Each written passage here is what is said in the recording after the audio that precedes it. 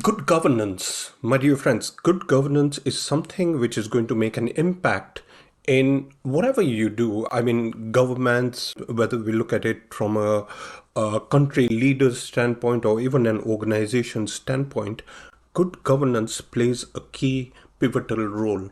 And in this video, I want to share with you the 5 principles of good governance.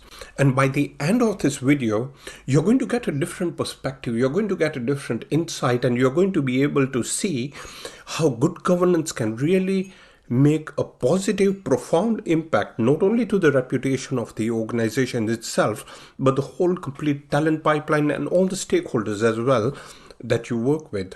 So let's deep dive straight into these 5 principles of good governance.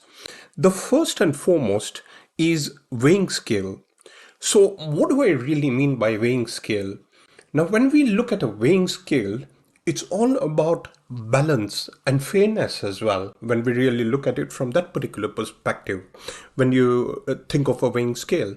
Similarly, in a business, if you're a leader, one of the things you need is core accountability.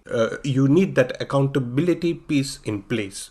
Now, in many businesses that I have seen, this is one of the biggest missing links, and there are very many businesses which struggle because of this missing link, which is the accountability piece. It's no longer about the titles, my dear friends. It's good to have those skill sets, it's good to have all the insights, and it's good to have everything, but most important is having the accountability. And what is accountability? Accountability is owning up. Responsibility, you could have a job responsibility of what you need to execute, but most important is owning up. When you start owning up, it becomes your own. You are committed to it, and clarity is very important. In one particular family business, there were two brothers, but there was this role duplicity, and there were two bosses for one manager, and there was a lot of fuzziness, and there was a lot of complexity within the organization itself. So what you really need to do is to make sure that you have the right weighing scale, as we put it, the right balance and the fairness for your business, and you as a leader move to the next level. Let's go to the second point, which is windscreen. Now, imagine driving a car and you got a dirty windscreen. What's going to happen? You're going to struggle going forward. But if you've got a cleaner windshield, you'll have more confidence and you'll be able to go faster as well. Similarly, in businesses, what you really need to look into is having that transparency, having that clarity, breaking out that barrier of communication as well. And just to let you know, clarity is where the impact is, clarity is where the power is as well. If you are clear, you will see that you will be better aligned, your team will be better aligned, including your stakeholders as well, making sure that there is that trust as well within the whole organization, because that is when your team members and the stakeholders, everybody will see what your true mission is, what your true purpose is, and how connected and passionate you are to the mission and purpose of your particular business. So make sure you have that transparency piece in your particular business. There was one particular manufacturing business which had about 40 employees, and they were doing pretty well. But the problem was the leader in this particular company was not transparent, and the team were not really motivated either, and they were just there for the job itself. While at the same time, there was another firm which I was instrumental in helping that particular firm grow 20-fold. There was complete transparency. There were about 200 employees in that particular firm, but there was complete clarity and complete transparency, and we had that ownership piece as well to help that company really grow and scale up. So make sure you have that transparency piece in place. Let's move to the next point, which is potluck dinner. What do I mean by potluck dinner? By potluck dinner, everybody sort of, if you have a dinner, everybody, your friends, colleagues, they come with one dish, prepared with one dish, and that is the sort of meal that you would be having, a potluck dinner. And here's the thing, that in businesses, you need to make sure everybody contributes. At the executive level, it's critical to have that piece where everybody is empowered to contribute. The diversity, the inclusivity is so impact driven because it can even lead to breakthroughs, in my opinion. It can lead to innovative thinking, it can lead to certain perspectives you never even thought of.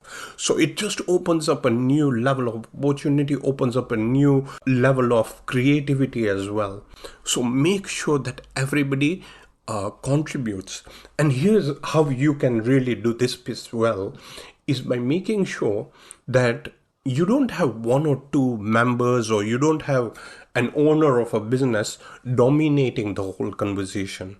Make it feel that everybody are equal, so everybody's views are recognized and there is that connectivity within that particular group itself. Another thing, listen with empathy as well. Have that empathy piece, which is so critical when it comes to this contribution, the diversity piece in place. So, that in itself, if you have this variety of insights coming in, you'll be able to see the road ahead as well, because you'll get these different perspectives which are really very powerful for you to really scale up. Let's move to the next point, which is track. Now, again, imagine you're driving a car or you're on a track. And what happens? You need to stay in lane, as we say, that you need to be in your lane. Similarly, in businesses, you need to have those safeguards, those parameters in your particular business. Another analogy which I like using is the football pitch, where players are allowed to play within those boundaries they have, but they can't play outside those boundaries. So you need to have those ethical boundaries, you need to have those values, you need to have the principles and the pillars in your particular firm, so everybody is aligned, all your stakeholders are aligned. So stay on track is very important. And why is this important? Because of the safety as well. All the team members, all your stakeholders will feel safe that you are within those particular parameters. And here's another thing, is that be very careful to not overexpose yourself either when it comes to risks. I'll do another video on the risk element itself, because many falter when it comes to really looking into the risk exposure itself. So draw those parameters. Once you have drawn those parameters, you will see that it will lead to another level of growth for your particular business. And the final point I want to share with you is engine. And I want you to think about a well-oiled engine. Just consider an engine or an equipment or a machine which is really well maintained and well oiled. What does that really mean? That means that you have really taken care of it.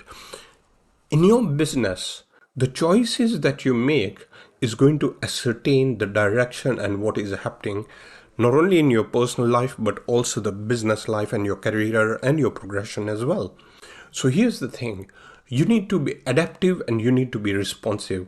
Just like a well-oiled engine is going to perform at its peak and at its best, you need to make sure that you're adaptive to this changing landscape. We know globally everything is really moving to another level altogether. So you really need to look into how you can make decisions with an urgency mindset. Not impatient, but urgency mindset. And when can you make those decisions is when you got the preparation in place. When you're well prepared, what's going to happen is you'll be able to execute better.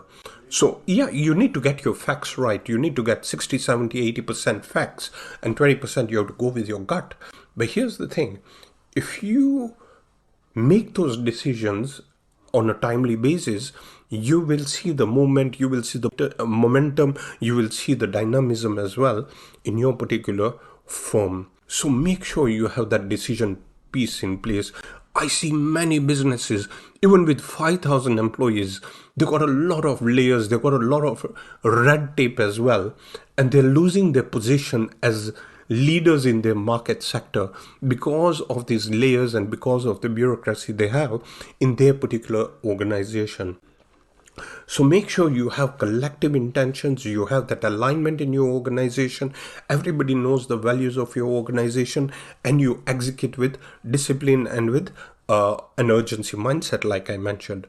So I hope these 5 principles will really help you to navigate as you move forward. And by the way, I've got an award-winning bundle of training programs which include Achieving Boardroom Excellence, Business Excellence Blueprint, and Finance for Directors.